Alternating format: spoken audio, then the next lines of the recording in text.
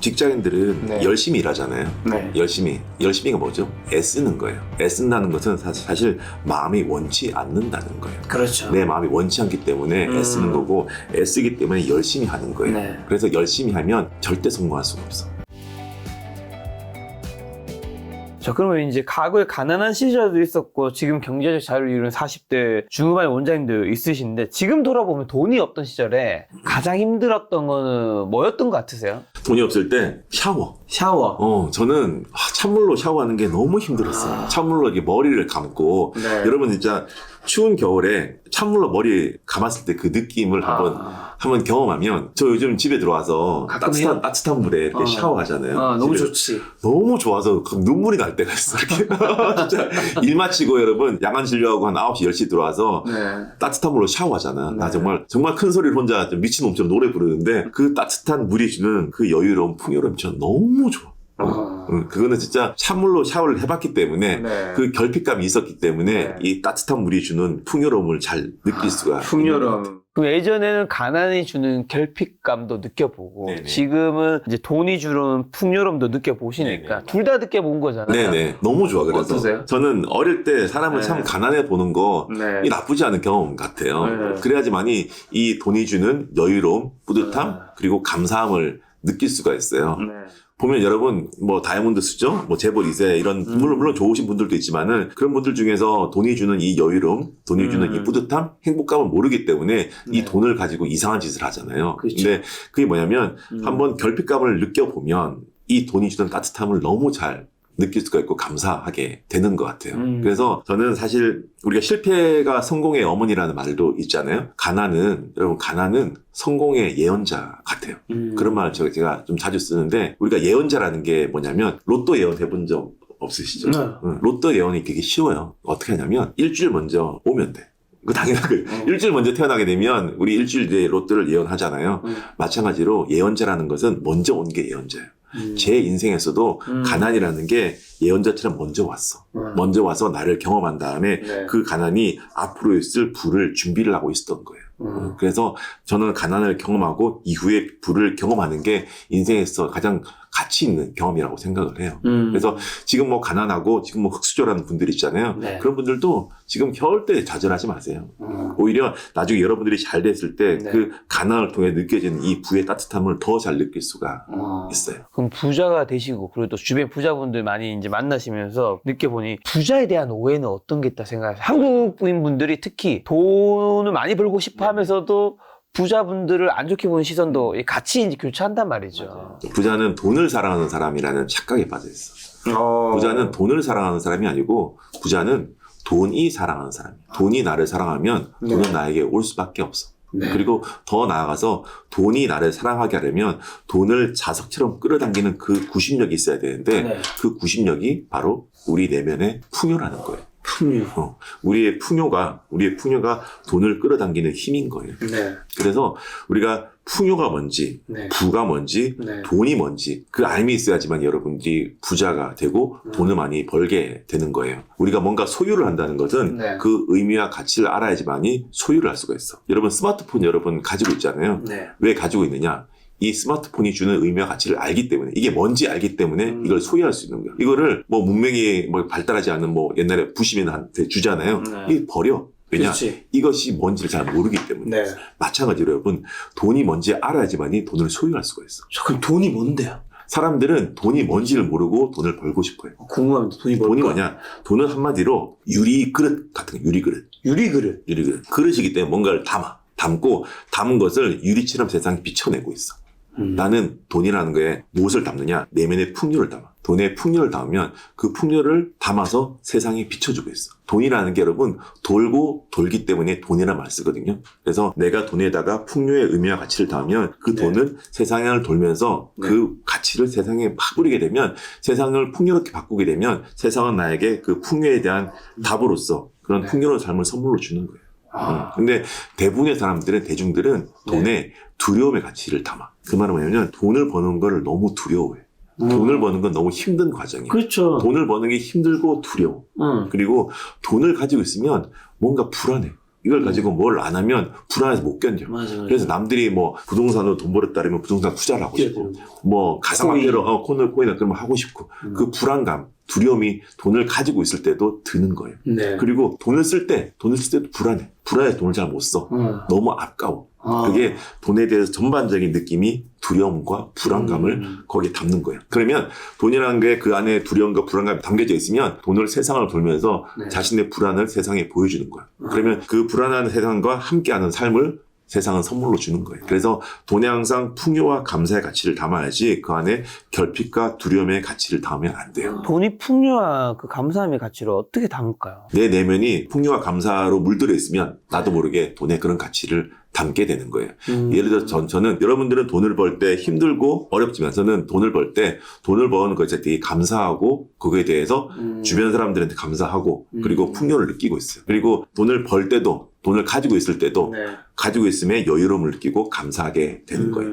그리고 돈을 쓸 때도 돈을 쓰는 거에 대해서 감사하게 돼. 왜냐하면 내가 돈을 쓴다는 것은 내 돈을 세상에 주는 선물이라고 생각하거든요. 그러면 돈은 세상에 나와서 자신의 역할을 한 다음에 다시 나에게 돌아오는 네. 거예요. 그래서 세상은 나에게 돈을 선물로 주고 나는 그 돈을 다시 세상에 선물로 주는 거예요. 그래서 돈을 벌 때, 돈을 가지고 있을 때, 돈을 쓸 때 세 가지 다 긍정의 어떤 느낌으로 채색되어 있는 거예요. 대중은 돈을 벌 때 두렵고 가지고 있으면 불안하고 돈을 쓰는 게 아깝지만 저는 돈을 벌 때 감사하게 되고 돈을 가지고 있음에 여유를 느끼고 돈을 쓸 때 축복감을 느끼는 거예요. 이게 내 마음이 긍정과 어떤 풍요와 감사로 채색되어 있으면 나도 모르게 그렇게 돈을 벌고 가지고 있고 돈을 쓰게 되는 거예요. 원장님 의사로서 진료보는 그런 일을 꽤 많이 좋아하시죠? 좋죠. 즐겁죠. 네. 네. 왜냐면 의사를 하고 제가 수술할 때 되게 몰입하거든요. 몰입이라는 게 여러분 즐거움의 본질이거든요. 그러다 보니까 나도 모르게 그 일을 하게 되는 거예요. 제가 아까 생각해서 손을 쓰는 게 아니라 이미 눈보다 손이 빠르거든요. 그리고 발은 이미 그곳에 가 있는 거예요. 그게 몰입과 즐거움이에요. 우리가 사실 일을 하는 게 원장님으로서 이제 병원을 관리하고 운영하고 또 환자들 진료하는 그 과정이 이제 지나보면 어쨌든 돈이 되는 거잖아요. 네네. 우리 직장인분들은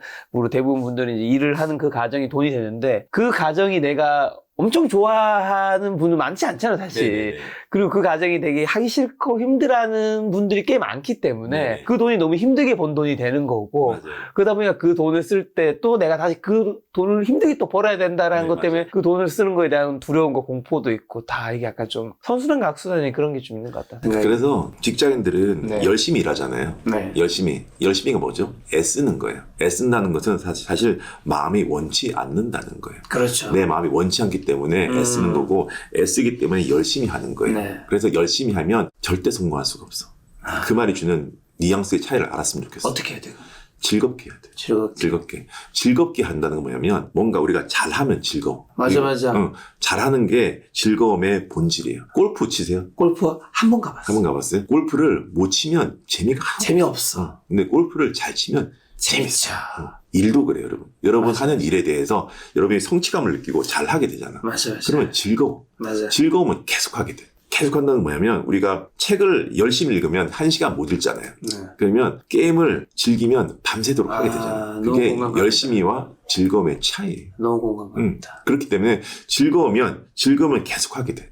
계속하면 여러분 일도 즐겁게 계속 하잖아요. 그럼 네. 돈이 벌릴 수밖에 없어. 근데 열심히 하면 계속 못해. 그러면 자기가 잘하는 게 있다 하더라도 그걸 열심히 계속 못하면 돈을 벌 수가 없는 거예요. 우리가 뭔가를 하겠다는 의지를 가지더라도 그 의지를 계속 유지를 해야 되잖아. 근데 유지를 못해. 왜냐? 즐겁지가 않기 때문에.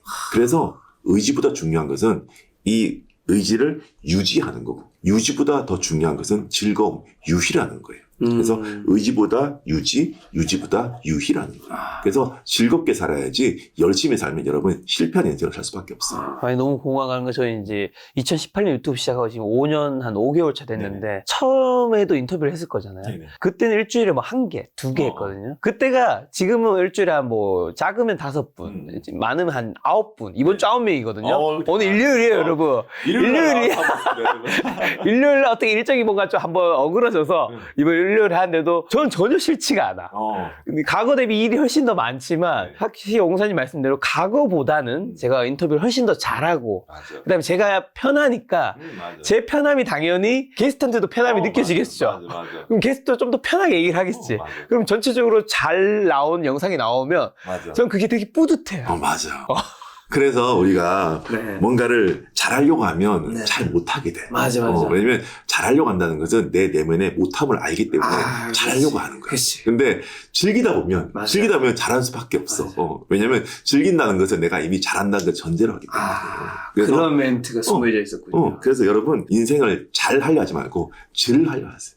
근데 사람들한테 즐기라고 하는데 그 즐긴다라는 거는 진짜 즐기는 게 아니라 잘할 수 있어야지 즐길 수도 있다라는 거. 맞아요. 그래서 세상은 이런 거예요. 즐겁게 살려고 하면 여러분 네. 즐겁게 살지 못해요.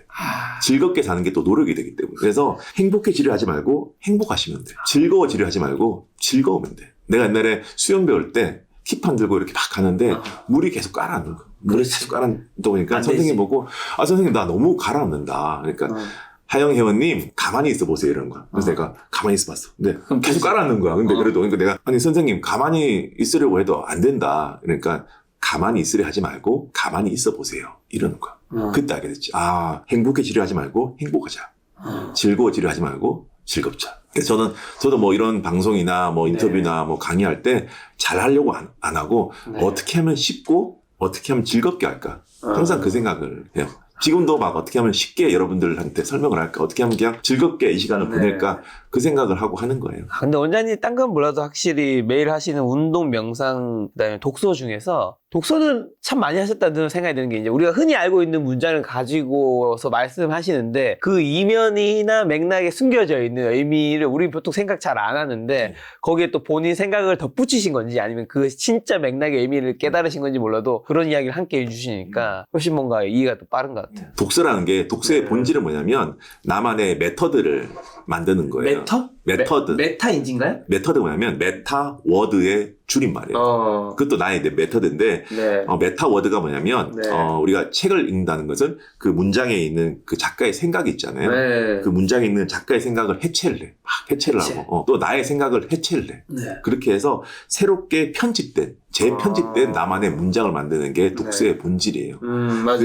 편집된 문장을 메타 센텐스, 메텐스라 그러고 편집된 단어를 메터드라 그러는데 나만의 메터드와 나만의 메텐스. 쉽게 말해서 나만의 언어가 그 책을 통해서 풍요로워지는 거예요. 풍요로워진다는 거냐면 나의 세상이 풍요로워지는 거야. 왜냐? 세상은 언어의 집이거든요. 세상은 언어로 이루어져 있잖아요. 맞아. 그 언어가 많아진다는 거, 나의 세상이 풍요로워진다는 거예요. 그래서 늘 부자들이 독서를 한 이유는 이 독서가 주는 풍요로움의 가치를 알기 때문이에요.